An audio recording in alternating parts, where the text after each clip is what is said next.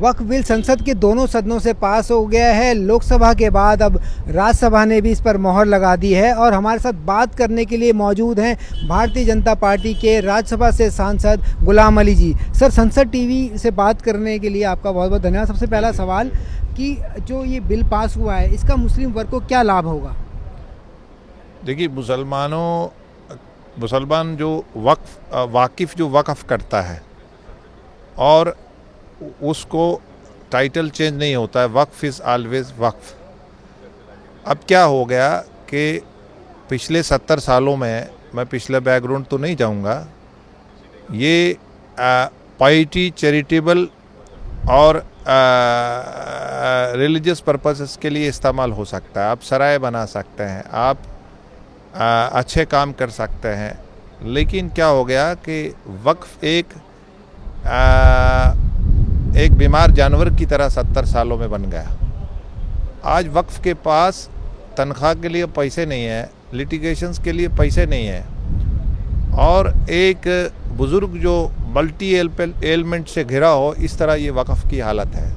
देश के वज़ीर आज़म चाहते हैं कि जो देश का अल्पसंख्यक है उसके एक हाथ पे कुरान हो, एक हाथ में टेक्नोलॉजी हो, कंप्यूटर हो, लेकिन इतने बड़े समाज का इतना बड़ा हिस्सा खुर्द पुर्द हो जाए सामने, और जो मुस्तहक लोग हैं, इसमें मार्जिनलाइज लोग हैं, उनको इसका हिस्सा ना पहुँचे तो देश के वज़ीर आज़म हाथ पे हाथ धरे कैसे रह जाएंगे। इसलिए इस वक्त ज़रूरत पड़ी वक़्फ़ को, जो पाकी पवित्रता थी उसको भी कांग्रेस ने बड़ी साजिश के साथ ख़त्म करा।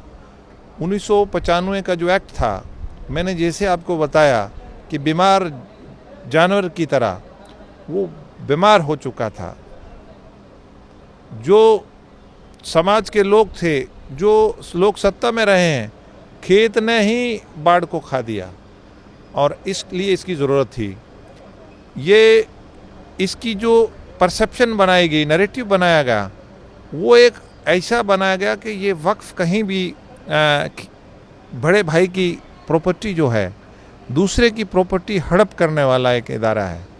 लेकिन देश के वज़ीर आज़म इसकी जो पाकी, इसकी जो पवित्रता है, इसका जो शुद्धपन है, वो इसका रखते हुए जो भी अमलाक डोनेशंस हैं, जो भी बाई यूज़र ओरल थी, जो कल तक थी, आगे से ये रजिस्टर्ड हों। प्रॉफिट मोहम्मद सल्लल्लाहु अलैहि वसल्लम ने भी कहा कि जब आप आपस में लेन देन करो, लिख लिया करो। इसी तरह इसकी वक्फ की ज़रूरत थी। मैं जानता हूँ अपोजिशन की क्या दिक्कत है। अगर आप CBI का इंक्वायरी करेंगे तो दूध का दूध, पानी का पानी हो जाएगा कि कैसे वक्फ की अमलाक जो कि वाकिफ़ ने जिस मंशा के लिए करी थी, उसका किस तरह इन्होंने खेल खेला है। ये अल्पसंख्यक के मसीहा हो ही नहीं सकते। कांग्रेस के DNA में मुस्लिम के लिए मोहब्बत हो ही नहीं सकती। वजह है उसकी, होती तो देश नहीं टूटता, देश के टुकड़े टुकड़े नहीं होते 47 में। करोड़ों लोग घर नहीं छोड़ते, लाखों लोग मरते नहीं, लाखों बच्चे यतीम नहीं होते, लाखों हमारी बहनें बेवा नहीं होती। और ये सारा कांग्रेस आज ऐसे आशिये पे खड़ी है। आज मुस्लिम समाज के लिए वो अपनी मीटिंग्स में बात करना अफोर्ड नहीं करती। ऐसे देश के वज़ीर आज़म से देखिए, वो कितना जम्मू कश्मीर में उन्होंने, देखिए, पूरे समाज के लिए 5 लाख गरीब मजदूर से लेकर वहाँ के चीफ मिनिस्टर तक फ्री दिया। यहाँ आज दुनिया में पहले भी प्राइम मिनिस्टर रहे हैं। आज जो बड़े पावरफुल मुस्लिम देश हैं, आज देश के वज़ीर आज़म की मकबूलियत देखिए, और उनको बड़े बड़े एजाज से, सऊदी अरेबिया का से लेकर, कतर से लेकर, इजिप्ट से लेकर, उनको एजाज से नवाजते हैं। लेकिन कांग्रेस चाहती है कि मुसलमान चिराग तले अंधेरा, आज वो अंधेरे में ही रहे। कैसे चलेगा ये? क्यों मुसलमान अंधेरे में रहे? क्यों मुसलमान के वक़्फ़ के क्वेश्चन उठाए जाएं कि ये किसी का प्रॉपर्टी हड़पने वाला है? वक़्फ़ किसी का नहीं। मुसलमान को किसी बड़े भाई की, दूसरे की प्रॉपर्टी की ज़रूरत नहीं है। हम अल्लाह पे भरोसा करते हैं, अल्लाह पे यकीन करते हैं। और मैं आपको बताऊं, जो पार्टियां इनका वोट लेती है।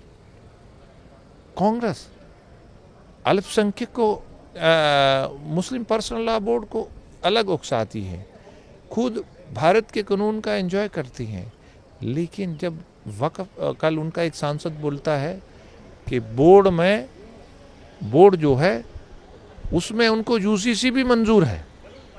अरे भारतीय जनता पार्टी किसी को अपीज जटीज नहीं करती। हमारे लिए कोई भी 140 करोड़ लोग हमारी माननीय हैं, हम किसी को अपीज टीज नहीं करते, हम ना सिखाना चाहते हैं।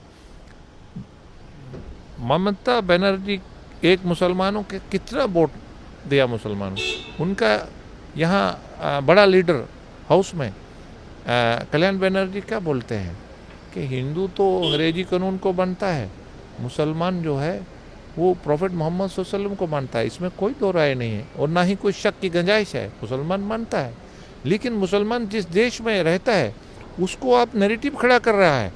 मुसलमान जिस देश में रहता है मुहिब्बुल वतनी उसका ईमान का हिस्सा है।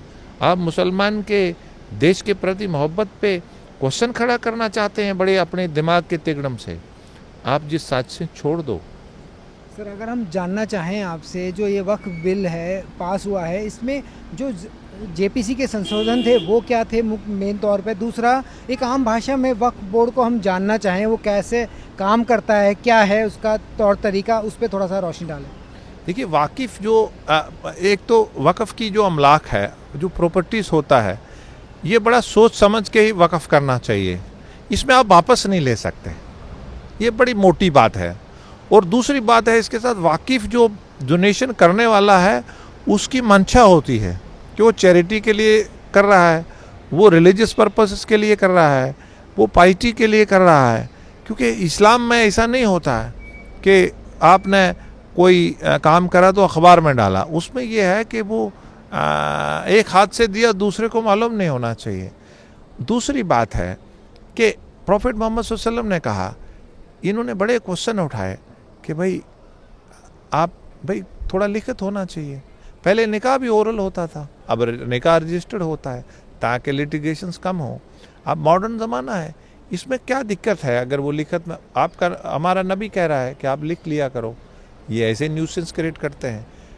इसके अलावा बाई यूज़र बहुत सारी अमलाक ऐसी हैं जिनका रिकॉर्ड नहीं है, तो सरकार ने माना कि भाई कहाँ से पुराने 200 साल 400 कहाँ से रिकॉर्ड लाएंगे।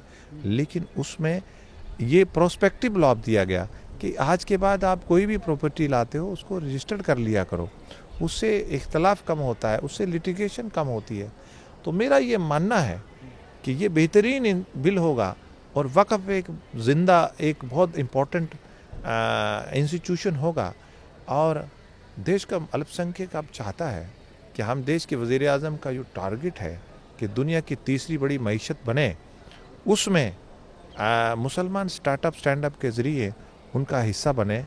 ये देश के वज़ीर आज़म की मंशा है और मुसलमान भी चाहता है। लेकिन ये बीच में इनको वोट बैंक का ख़तरा है, ये उनको डराते हैं, अब डरा के उनको वोट बैंक रखते हैं। तो मैं मुसलमान से अपील करूँगा कि वो इनके झांसे में ना आए और जो प्रॉफिट ने बताया और जो देश के लिए मोहब्बत है इसको बराबर रख के आगे बढ़िएगा। शुक्रिया। Thank you sir. दोस्तों, वक्फ संशोधन बिल को लेकर आपका क्या विचार है? आप क्या अपनी विचार रखते हैं? आप अपनी विचार कमेंट बॉक्स में ज़रूर दें। बाकी अगर वीडियो आपको पसंद आया तो आप हमारे वीडियो को लाइक करें तथा हमारे YouTube चैनल को सब्सक्राइब करना न भूलें। धन्यवाद।